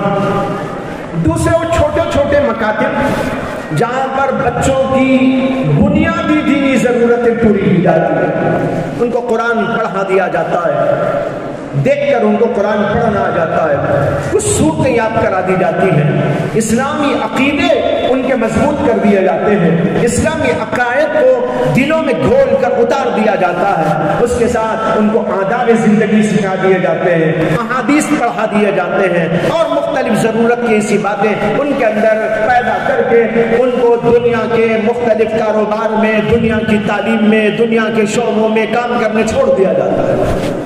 اتنی تعلیم جس کو ہم کہتے ہیں مکتب کی تعلیم، یہ مکتب کی تعلیم ہر مسلمان مرد عورت پر فرض ہے۔ دنیا میں کوئی مرد، دنیا میں کوئی عورت اتنے علم کے بغیر صحیح مسلمان بن کر نہیں رہ سکتے۔ اگر مسلمان ہونا ہے، مسلمان صحیح طور پر رہنا ہے اور اپنی زندگی کو مسلمانی کے طریقے پر گزارنا ہے، تو اس کا طریقہ یہ ہے کہ ہم اتنا علم حاصل کر لیں، عقیدہ کیا ہونا چاہیے، اعمال کیا ہونا چاہیے، فرائض ہمارے اوپر کیا ہیں، واجبات ہمارے اوپر کیا ہیں، نماز کا طریقہ کیا ہے، زکوٰۃ دینے کے مسائل کیا ہیں، اسی طرح حج کے کیا مسائل ہیں، شادی بیاہ کے کیا مسائل ہیں، معاشرت کسے کہتے ہیں، اخلاق کیا ہوا کرتے ہیں، بنیادی ان تمام چیزوں سے وابستہ ہوں، آراستہ پیراستہ ہوں اور اپنی زندگی کو اسلام کے مطابق گزارے۔ اتنا درجہ ہر مسلمان کے لیے ضروری ہے۔ علماء نے ایک مسئلہ لکھا ہے کہ اگر کوئی تاجر ہے، بزنس مین جو تجارت کرتا ہے، عام طور پر مسلمان تجارت کرتے ہیں، تو جو بھی مسلمان تجارت کرتا ہے اس پر ضروری ہے کہ تجارت کے مسائل اور کاروبار کے مسائل، بیع و شراء کے مسائل وہ حاصل کر لے اور اسے معلوم ہو کہ تجارت کیسا کرنا چاہیے، تجارت کا طریقہ اسلام میں کیا ہے، حلال کیا ہے، حرام کیا ہے، کن باتوں سے بچنا ہے، کن باتوں پر چلنا ہے۔ اگر اتنا حاصل نہیں کیا وہ گنہگار، اگرچہ وہ نماز پڑھتا ہو، اگرچہ وہ روزہ رکھتا ہو، اگرچہ وہ زکوٰۃ بھی دیتا ہو، اگرچہ وہ حج پہ حج بھی کرتا ہو، عمروں پر عمرے بھی کرتا ہو، سب کچھ کرتا ہو، لیکن وہ تجارت کرتے ہوئے تجارت کے مسئلوں کو نہیں جانا، بغیر تجارت کے مسئلے جانے کاروبار کرنے لگا، علماء لکھتے ہیں کہ وہ گنہگار ہے۔ میں آپ سے پوچھتا ہوں کہ آپ بھی بہت سارے تاجر ہوں گے نا، ذرا غور کریں کہ ہم نے کبھی تجارت کے مسئلوں کو پڑھا ہے؟ نماز کے 2-4 مسئلے تو پڑھ لیتے ہیں کبھی، بس تو وہ بھی نہیں پڑھتے۔ ایک صاحب نے ایک صاحب سے پوچھا تھا کہ بھائی غسل میں کتنے فرض ہیں؟ اس نے کہا 3 ہیں۔ ہاں ماشاءاللہ آپ کو تو اچھا یاد ہے، 3 ہی ہیں، کیا کیا ہیں؟ تو کہا پانی، صابن، ٹوال۔ انہوں نے کہا لا حول ولا قوت الا باللہ، یہ فرض ہے، پانی فرض ہے، اس لیے کہ پانی ہی سے تو نہایا جائے گا، وہ تو فرض ہے۔ اور کیا ہے؟ صابن، دوسرا فرض۔ تیسرا فرض کیا؟ نہانے کے بعد ٹاول سے پوچھ لینا۔ یعنی بہت سے مسلمان وہ ہیں جن کو یہ تک مسائل نہیں معلوم ہے کہ جو ہے فرائض غسل کیا، فرائض نماز کیا، فرائض وضو کیا، لیکن چلو کچھ وہ بھی حاصل کر لیتے ہیں، تب بھی میرے خیال میں کروڑوں میں ایک صاحب ایسے ہوں گے تاجر جو کبھی عالموں کے پاس میں آ کر کتاب البیع پڑھ کے چلے گئے ہوں، حلال کیا، حرام کیا، کاروبار کا طریقہ کیا، تجارت کے اصول شریعت میں کیا ہے، کس طرح کاروبار شریعت میں ہوا کرتا ہے، یہ پوچھ کر جانے والے تو میرے خیال سے لاکھوں میں۔ ترمذی شریف کے اندر امام ترمذی نے نقل کیا ہے کہ حضرت سیدنا عمر بن خطاب رضی اللہ عنہ کسی تاجر کو جب تک وہ مسائل فقہ، تجارت کے مسائل جان نہیں لیتا تھا، اس وقت تک اسے کاروبار کرنے کی اجازت نہیں دیتے۔ مدینے میں قانون تھا کہ اگر آپ کو منڈی میں آنا ہے، بیپار کرنا ہے، اور آپ کو کوئی دکان لگانا ہے، تجارت کرنا ہے، تو آپ کو مدرسہ جانا ہوگا، کسی عالم کی خدمت میں جانا ہوگا، وہاں پر تجارت کے مسائل، حلال کیا حرام کیا جاننا ہوگا۔ جاننے کے بعد یہاں حضرت عمر نے ایک صاحب کو جا کر پوچھا کہ تم نے دکان کھول رکھی ہے، مسائل پڑھ لیے؟ اس نے کہا نہیں۔ فرمایا کہ دکان بند کرو اور جا کر علم حاصل کرو، پھر اس کے بعد میں آ کر دکان کھولو۔ یعنی وہاں لائسنس اگر ملتا تھا کاروبار کا تو اس کے لیے شرط تھی مسائل کو جان کر مدرسے کی سرٹیفکیٹ لے کے آیا۔ لیکن آج کیا دور ہے، نہ حلال رہا نہ حرام۔ بھائیوں بتایا رہا ہوں کہ اتنے مسائل، اسی طرح نوجوان لوگ شادی کرتے ہیں، بچیاں شادی ہوتی ہیں، علماء نے مسئلہ لکھا کہ جو آدمی شادی کرے اس پر ضروری ہو جاتا ہے کہ وہ نکاح کے مسائل، بیوی کے حقوق کے مسائل، شوہر کے حقوق، آداب اور زندگی گزارنے کے اصول و طریقے، بچوں کی تربیت کے اصول و طریقے، ان علوم کو جان کر پھر شادی کرے۔ اگر کوئی شادی کر لیتا ہے لیکن بیوی کا حق نہیں جانتا اور بیوی شوہر کا حق نہیں جانتی، تربیت کے اصول نہیں جانتے، ایک دوسرے کے حقوق کو نہیں جانتے، بس یوں ہی شادی کر لیتے ہیں، اس کا نتیجہ جو ہوتا ہے وہ تو ہوتا ہے، ایک تو اللہ کے پاس وہ گنہگار بھی ہوتا ہے اور دنیا کی زندگی بھی اس کی صحیح نہیں گزرتی۔ یہ اس کے خلاف، وہ اس کے خلاف، روزانہ جھگڑے، ہمارے پاس بہت جھگڑے آتے رہتے ہیں دارالقضاء کے اندر، روزانہ جھگڑے آتے ہیں۔ میاں نے بیوی کا حق نہیں ادا کیا اور بیوی نے میاں کا حق نہیں ادا کیا، اس نے ایسا کہہ دیا، اس نے ایسا کر دیا، اس نے یہ کر دیا، اس نے وہ کر دیا۔ مسائل بالکل نہیں معلوم، شادی کیسے ہوتی ہے، شادی کے بعد زندگی کیسی ہوتی ہے۔ بھائیوں بزرگوں، آج کی دنیا کے اندر انتہائی ضروری ہے، ان مسائل کو جانے بغیر آپ کام کریں گے تو جگہ جگہ رکاوٹیں پیدا ہو جائیں گی۔ آج تو یہ ماحول ہے، شادی ہوتی ہے 2 ماہ نہیں گزرتے، 6 ماہ نہیں گزرتے، بڑے مسائل پیدا ہو جاتے ہیں، جھگڑے قائم ہو جاتے ہیں، طلاق تک نوبت، خلا تک نوبت، فسخ نکاح تک نوبت آتی ہے، دارالقضاؤں میں مسئلے چلتے ہیں، عدالتوں میں مسئلے چلتے ہیں، پولیس اسٹیشنوں میں مسئلے چلتے رہتے ہیں، جھگڑے ہی جھگڑے پیدا ہو جاتے ہیں۔ اس کے پیچھے کیوں؟ آپ غور کریں اسباب کیا، آپ کو پتہ چلے گا دین کا علم نہیں، دین پر عمل نہیں۔ معلوم ہوا کہ معاشرت کے مسائل بھی جاننا ضروری ہے۔ لڑکیوں کو معلوم ہونا چاہیے شوہر کا حق کیا، خاندان کا حق کیا، سسر کا حق کیا، ساس کا حق کیا، میرے خاندان کے رشتہ داروں کا حق کیا، ماں باپ کا حق کیا، بھائی بہنوں کا حق کیا، پڑوسیوں کا حق کیا۔ میں زندگی ان کے ساتھ گزارنے کے لیے آیا ہوں تو میرے اوپر کیا ضروری ہو جاتا ہے۔ آج جاؤ خاندانوں میں دیکھو جھانک کر کیا ہو رہا، کوئی گھر سکون سے نہیں، ہر گھر جہنم کا نمونہ، الا ماشاءاللہ، ہر گھر کے اندر جھگڑے، ہر گھر کے اندر فساد، بیوی کو سکون نہیں شوہر کی جانب سے، اور شوہر کو کوئی جو ہے اطمینان نہیں اپنی بیوی کی جانب سے، اس خاندان کو اطمینان نہیں اس خاندان پر، اور اس خاندان کو اطمینان نہیں اس خاندان پر، جھگڑے ہی جھگڑے، جھگڑے ہی جھگڑے چلتے ہیں۔ وجہ کیا ہے بھائیو؟ علم معاشرت ان کے پاس ہے، رہے اخلاق۔ ہر مومن کو اخلاق کی تعلیم حاصل کرنا ضروری ہے، اگر اخلاق نہ ہو تو مومن کیا؟ نبی اکرم صلی اللہ علیہ وسلم نے ارشاد فرمایا سب سے بہتر کامل ایمان والا، سب سے زیادہ کامل ایمان والا وہ ہے جس کے اخلاق سب سے اچھے ہو، جس کے اخلاق سب سے اچھے، اس کا ایمان سب سے بڑھیا۔ اور فرمایا اور جو آدمی اپنی بیوی کے ساتھ اچھا ہو وہ سب سے زیادہ با اخلاق۔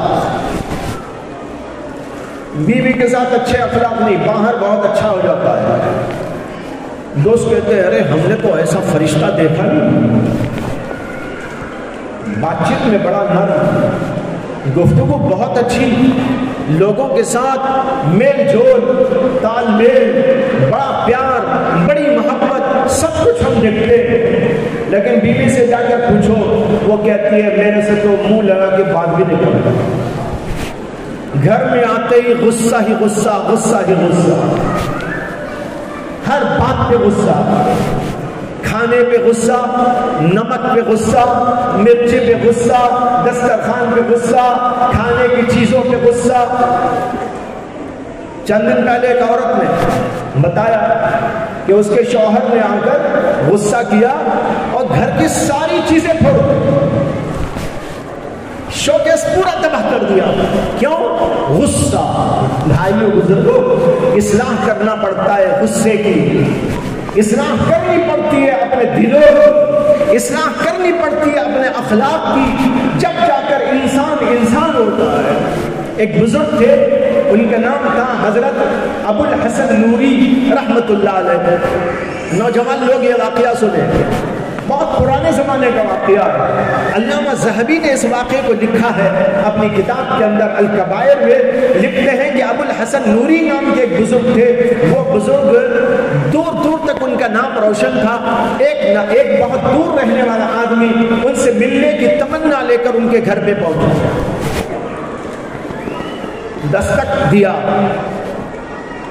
تو اندر سے آواز آئی، کون؟ اس نے کہا میں حضرت ابو الحسن نوری سے ملنے آیا ہوں۔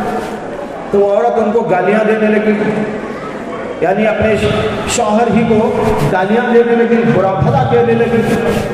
یہ بیچارہ پریشان ہو گیا، میں تو ان کو اتنا بڑا بزرگ سمجھ کے آیا تھا، ان کی بیوی تو گالیاں دے رہی ہے۔ وہ ایک طرف بیٹھ گیا سمجھتے ہوئے، بہت دور سے سفر کر کے آیا تھا، انتظار کرنے لگا یا سوچنے لگا کہ کیا کروں، واپس چلا جاؤں۔ اتنے میں دیکھا کہ ادھر سے ایک بزرگ آ رہے ہیں، کوئی عجیب شان کے ساتھ آ رہے ہیں، اور ان کی شان یہ ہے، چہرہ وجیح، بات کی جی وجاہت، نور ٹپک رہا ہے، اور وہ سوار ہے تو شیر کے اوپر سوار، شیر کے اوپر بیٹھے ہوئے، اور ہاتھ میں کوڑا ہے۔ وہ کوڑا ہے سانپ کا، زندہ سانپ، زندہ سانپ ہاتھ میں ہے، امامہ باندھے ہوئے ہیں، وجیح چہرے کے ساتھ شیر کے اوپر بیٹھ کر سواری کرتے ہوئے آ رہے ہیں۔ یہ بیچارہ دور سے دیکھ کر گھبرا گیا، ارے ایک انسان اور یہ آدمی وہ اس کے اوپر سواری کر کے آ رہا ہے۔ قریب آیا، دیکھا کہ بڑا وجیح چہرہ ہے، نورانی چہرہ ہے، سمجھ گیا کہ یہی وہ بزرگ ہوں گے جن سے میں ملنے آیا تھا۔ وہ اترے اور جو سانپ ہاتھ میں تھا اس کو انہوں نے جھاڑیوں میں ایسا چھوڑ دیا، اور جھاڑیوں میں گھس کے کہیں چلا گیا۔ جو شیر تھا اس کی دم کو پکڑ کے یوں موڑ کے ایسا کر دیا، وہ بھاگتے ہوئے جنگلات کی طرف چلا گیا، اور پھر یہ بزرگ گھر کی طرف آنے لگے۔ یہ آدمی سمجھ گیا یہی بزرگ ہیں، ملنے کے لیے آگے بڑھا، سلام کیا، مصافحہ کیا، معانقہ کیا، اور پھر اس کے بعد کہا آپ سے ملنے کے لیے آیا تھا۔ وہ اندر لے کر گئے، بٹھائے، کچھ کھلائے وہ پلائے، اور پھر اس کے بعد جب رخصت ہونا چاہا تو اس نے کہا حضرت میری سمجھ میں ایک بات نہیں آئی، وہ یہ ہے کہ میں اتنی دور سے آپ کا نام سن کے یہاں پر آیا تھا، لیکن آپ کے گھر کے اندر سے آپ کے خلاف ایسی ایسی بری باتیں کہی گئی، میں تو پریشان ہو گیا تھا، واپس چلے جانا چاہ رہا تھا، اللہ نے آپ سے مقدر کیا تھا ملنا، تو آپ کو دیکھ لیا، مل لیا، اور آپ کی کرامت بھی میں نے دیکھ لی۔ میرا سوال یہ ہے کہ آپ کی بیوی ایسا کیوں کہہ رہی؟ وہ بزرگ کہنے لگے بھائی میری جو کرامت تو نے دیکھی ہے یہ اسی بیوی کی ان غلط حرکتوں اور اس کی گالیوں اور اس کی بکواس پر صبر کرنے سے اللہ نے مجھ کو عطا کیا۔ یہ تو اسی کی وجہ سے مجھ کو یہ حاصل ہوئی، اس سے میں اس کی باتوں پر صبر کرتا ہوں۔ نوجوان شادی ہو جائے صبر کرو، کچھ اونچ نیچ ہو جائے صبر کا دامن نہ چھوڑو، اپنے دل کو بہت بڑا رکھو۔ اللہ کے نبی علیہ السلام کافروں کو معاف کرتے تھے اور آپ بیوی کو نہیں معاف کریں گے۔ لیکن نوجوان ایک بار میرے پاس آیا تھا اور اس نے اپنی بیوی کی شکایت کی، تو میں نے کہا کہ بھائی ایک حدیث میں آتا ہے نبی اکرم صلی اللہ علیہ وسلم تشریف لے جا رہے تھے، ایک صحابی سامنے جا رہے تھے اور انہوں نے اپنے غلام کو چپل سے مار دیا۔ اللہ کے نبی نے ان کو وہیں سے پکارا، وہ دیکھے اللہ کے کے نبی صلی اللہ علیہ وسلم پیچھے آ رہے ہیں، وہ سام کے کھڑے ہو گئے، اللہ کے نبی تشریف لائے اور پوچھا کہ ان کو کیوں مار رہے ہو؟ کہا کہ یا رسول اللہ یہ بڑی نافرمانی کرتا ہے، مجھے بہت ستاتا ہے، میری کوئی بات نہیں مانتا، اس لیے میں نے اس کو مار دیا۔ اللہ کے نبی نے کہا مارو مت، معاف کر دیا کرو۔ وہ صحابی کہنے لگے یا رسول اللہ کتنی دفعہ معاف کروں ایک دن میں؟ یہ تو مجھے 50 دفعہ پریشان کرتا ہے۔ اللہ کے نبی نے فرمایا اگر 70 دفعہ نافرمانی کرے تو غلام کو 70 دفعہ معاف کرو۔ میں نے حدیث اس نوجوان کو سنا کر کہا غلام کے بارے میں اللہ کے نبی کہتے ہیں غلام بھی 70 دفعہ نافرمانی تمہاری کرے تو معاف کر دو۔ ذرا اندازہ کرو کہ بیوی کا درجہ بڑا ہے یا غلام کا درجہ بڑا ہے؟ اللہ کے نبی ہوتے بیوی کے بارے میں تو کیا کہتے 1000 دفعہ کرے تو بھی معاف کر دو۔ اور ایک بات اور بتاؤں، قرآن کریم میں ایک جگہ پر آیا اللہ تعالیٰ نے کہا عاشروہن بالمعروف فإن کرہتموہن فعسى ان تکرہوا شیئا ویجعل اللہ فیہ خیرا کثیرا۔ اللہ نے کہا اپنی بیویوں کے ساتھ اچھا سلوک کیا کرو، بہترین انداز سے ان کے ساتھ میں زندگی کیا کرو۔ اس کے بعد بھی کہتے ہیں اگر تمہیں ان کی کوئی بات ناگوار گزرتی ہو، اگر ان کی طرف سے کوئی بات تمہیں ایسی پیش آ جائے جو تم کو پسند نہ آتی ہو، ناگوار گزرتی ہو، تو یاد رکھو ہو سکتا ہے یہ بات ان کی غلط ہو یا غلط تمہارے لیے مکروہ ہو، لیکن ہو سکتا ہے کہ اللہ اس کی جگہ ان کے اندر خیر کثیر رکھ دے۔ حضرت حکیم الامت اشرف علی تھانوی کہتے ہیں یہ آیت پڑھتا ہوں تو مجھے عورتوں پر رشک ہوتا ہے، یہ آیت پڑھتا ہوں تو مجھے عورتوں پر رشک ہوتا ہے کہ اللہ نے ان کی نافرمانیوں اور ان کی غلطیوں کے اوپر مردوں سے کہا سفارش کرتے ہوئے ان کو معاف کر دو۔ لیکن آج کیا حال ہے بھائیو معاشرت کا، اس لیے میں خطاب کر رہا ہوں اور اسی لیے میں نے قرآن کی وہ آیت شروع میں آپ کے سامنے تلاوت کی تھی جس میں اللہ نے کہا یا ایھا الذین آمنوا ادخلوا فی السلم کافہ، اے ایمان والو اسلام میں مکمل طور پر داخل ہو جاؤ، تمہارے اخلاق بھی، تمہاری معاشرت بھی اور تمہارے عقائد بھی اور تمہارے معاملات بھی اور اسی طرح تمہاری عبادات بھی اور سب کی سب چیزیں اسلام کے اندر ہو، اسلام کے مطابق ہو۔ ادخلوا فی السلم کافہ، یعنی کہ صرف نماز پڑھ کر یا نماز کا گٹا ڈال کر سمجھ گئے کہ ہم مسلمان ہیں پکے، معاشرت تباہ، تقوی نام کو نہیں، اور معاملات کے اندر اونچ نیچ، حلال و حرام کی تمیز نہیں، بیوی شوہر کا حق ادا نہیں کرتی اور شوہر بیوی کا حق ادا نہیں کرتا، جھگڑے و فساد سب کچھ ہونے کے باوجود ہم 2 رکعت پڑھ کر سمجھ جاتے ہیں کہ ہم تو عرش پر پہنچ گئے۔ اپنی اصلاح کی ضرورت اسی لیے علم ہے، یہ علم انسانوں کو انسان بناتا ہے، یہ علم انسانوں کو اللہ سے ملاتا ہے، یہ علم ہمارے اندر رواداری پیدا کرتا ہے، یہ علم ہمیں حق و باطل کی پہچان عطا کرتا ہے، یہ علم ہمیں برائیوں سے روکتا ہے، اسی علم سے ہم نیکیوں کی طرف راغب ہو سکتے ہیں۔ پاکیزہ علم ہے وہ علم جس کو علم دین کہا جاتا ہے، اور یہ مردوں کو بھی ضروری ہے، عورتوں کو بھی ضروری ہے، اور اس کے ذریعے ہم اپنی پوری زندگی کو چینج کریں، انقلاب لائے۔ عورتیں بھی اپنے اندر انقلاب لائیں، عورتوں کے اندر بڑی کوتاہیاں ہوتی ہیں، ان کی زبان پر ان کو کنٹرول نہیں ہوتا۔ یہاں بھی آوازیں بہت دیر سے آپ سن رہے ہیں، مرد کی زبان خاموش ہے، پیچھے کی زبانیں بہت ابھی تک بول رہی ہیں۔ معلوم ہوتا ہے ایسی مجلسوں میں بھی ان کی زبان قابو میں نہیں آتی تو گھر کی زبان کہاں قابو میں آتی ہے؟ ایک صاحب، ایک عورت اور مرد کا جھگڑا ہو جاتا تھا تو وہ عورت ایک بزرگ کے پاس پہنچی اور جا کر اس نے شکایت کی اپنے شوہر اور کہا کہ میرا اور میرے میاں کا جھگڑا ہو جاتا ہے، اور پھر اس نے جو کہانیوں پر کہانی، کہانی پہ کہانی، بغیر اسٹاپ نان اسٹاپ گاڑی شروع کی، بولتی رہی اور آخر میں کہا حضرت مجھے کچھ تعویذ دے دیجئے کہ میرا شوہر گھر کو آئے تو کچھ میرے سے غصہ نہ کرے، میرے سے جھگڑا نہ کرے۔ وہ بزرگ سمجھ گئے سارا فساد زبان کا ہے، میرے ہی سامنے اتنا بول رہی ہے، نان اسٹاپ گاڑی، یہاں تو خالی نان اسٹاپ گاڑی ہے، وہاں تو ایکسیڈنٹ بھی ہوتا ہوگا، پتہ نہیں کیا کیا زبان سے نکلتا ہوگا۔ وہ سمجھ گئے سارا فساد اسی زبان کا ہے۔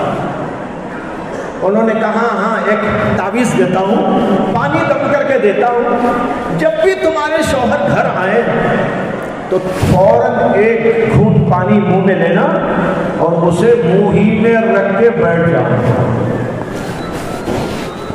کلی نہیں کرنا، نگلنا بھی نہیں، منہ ہی میں رکھ کے اسے بیٹھے رہنا۔ یہ تمہارا بہت بڑا بہترین علاج ہے، اگر اس پر تم عمل کرو تو چند دن میں تمہارا شوہر ٹھیک ہو جائے گا۔ ان کا مقصد یہ تھا کہ زبان بند رہے، مقصد کیا تھا؟ زبان بند رہے۔ اب انہوں نے ایک حکمت سے کہا، اب وہ عورت گئی اور جب بھی شوہر آتا تو منہ میں پانی لے کر بیٹھ گیا، اب منہ چلتا ہی نہیں، تو جھگڑا ہی نہیں۔ چند دنوں تک یہ ہوتا رہا، وہ عورت آئی اور کہنے لگی الحمدللہ آپ کی دی ہوئی تعویذ، آپ کا دیا ہوا پانی بڑا کارگر رہا، بڑا بارکت پانی ہے، مقدس پانی ہے، جو ہے گھر سے جھگڑا ہی ختم ہو گیا۔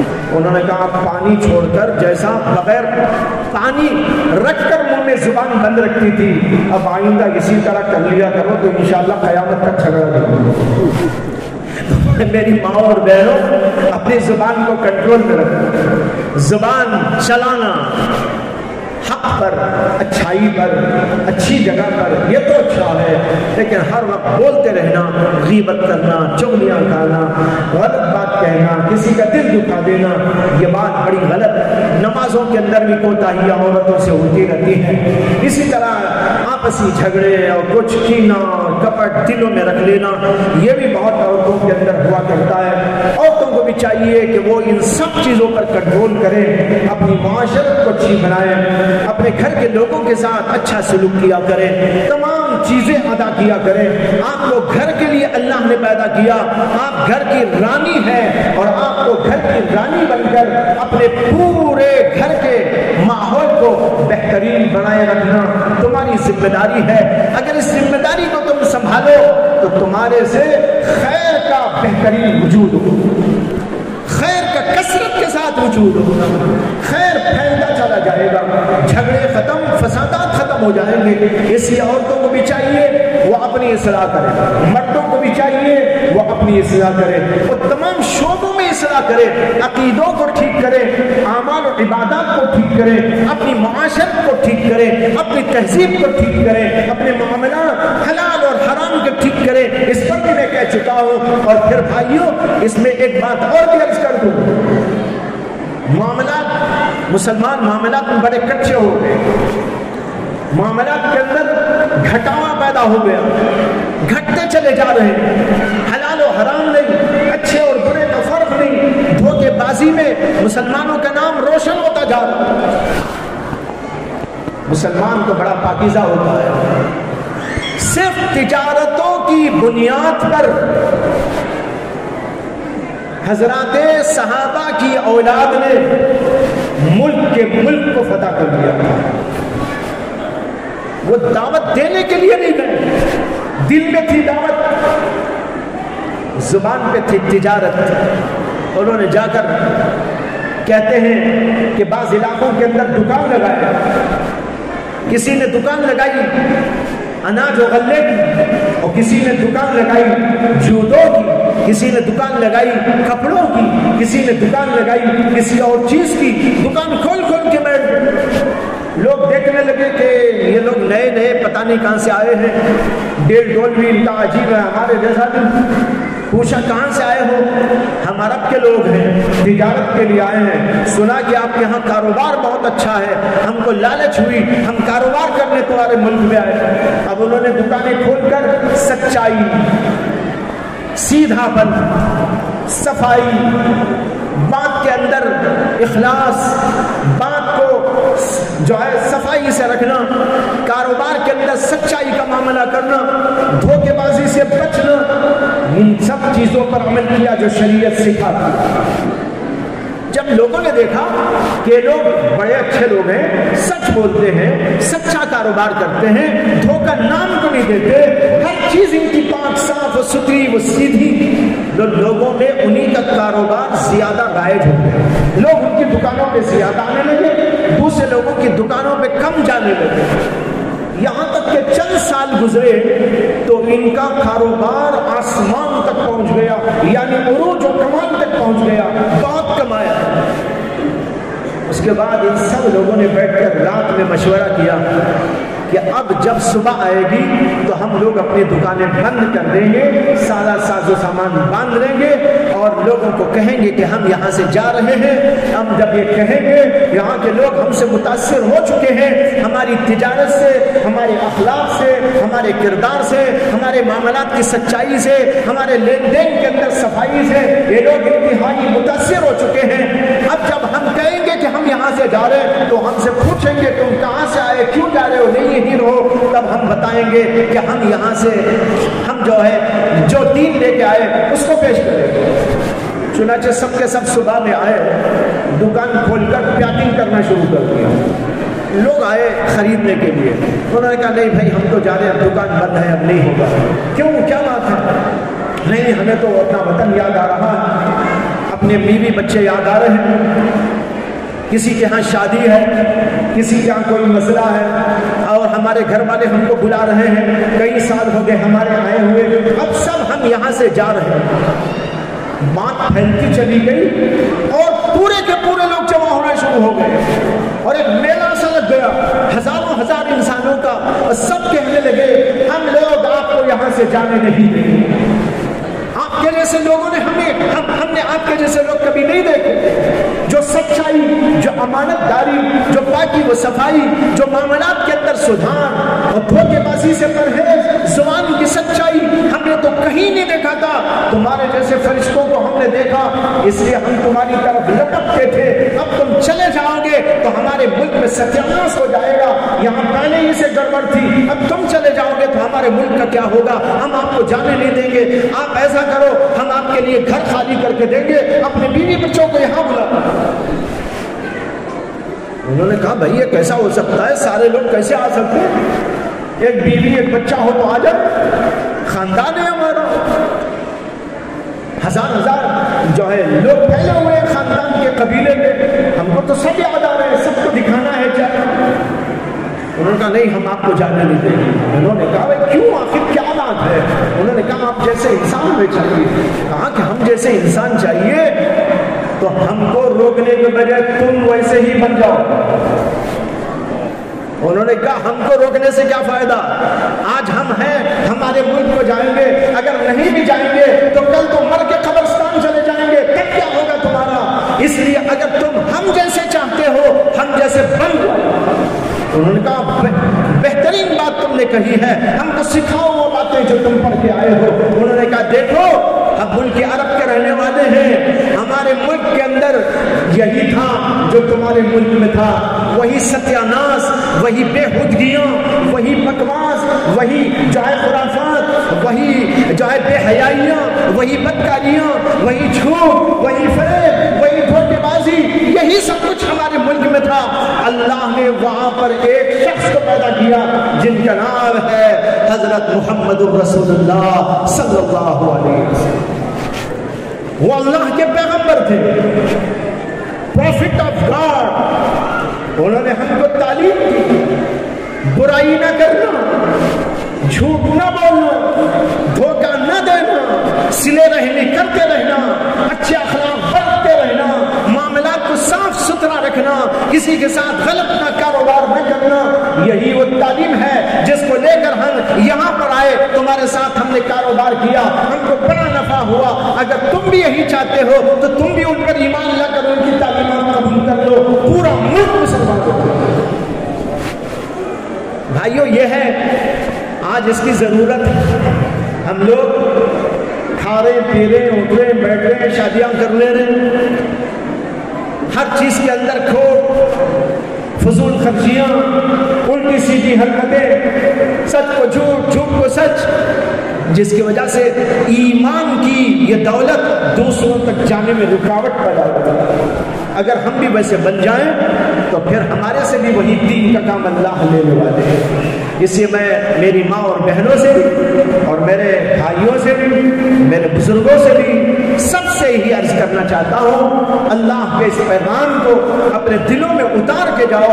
اللہ کہتے ہیں کہ اے ایمان والو ادخلوا فی السلم کافہ، دین اسلام میں مکمل داخل ہو۔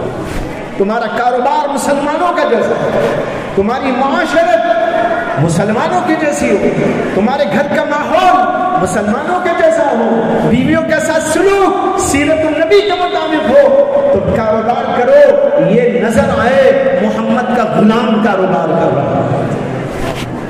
تم شادی کرو نظر آئے صحابہ کا غلام شادی من رہا ہے۔ ہر چیز کے اندر اسلام ٹپکنے لگے۔ تم پروفیسر بنو، لیکچرر بنو، سب بنو، اس کے ساتھ محمد کے غلام بن جاؤ۔ جب یہ بن کر دکھاؤ گے دین اسلام کی رمق اور رونق جتنی آج ہے اس سے کروڑ درجے بہترین انداز سے آپ کو دنیا میں دکھائی دے گی۔ اللہ سے دعا کرتا ہوں اللہ تبارک و تعالیٰ اس مدرسے کے خیر کو عام فرمائے، یہاں کے علوم اور فنون کو عام فرمائے، اور یہاں کی عورتوں کے اندر دین کے پیدا کرنے میں اللہ تعالیٰ ان لوگوں کی محنت کو بار آور فرمائے، اور پورے علاقے اور پورے اطراف و جوانب میں اس کے فیض کو عام و تام فرمائے، اور جو یہاں علماء خدمت انجام دے رہے ہیں اللہ ان کو بھی قبول فرمائے۔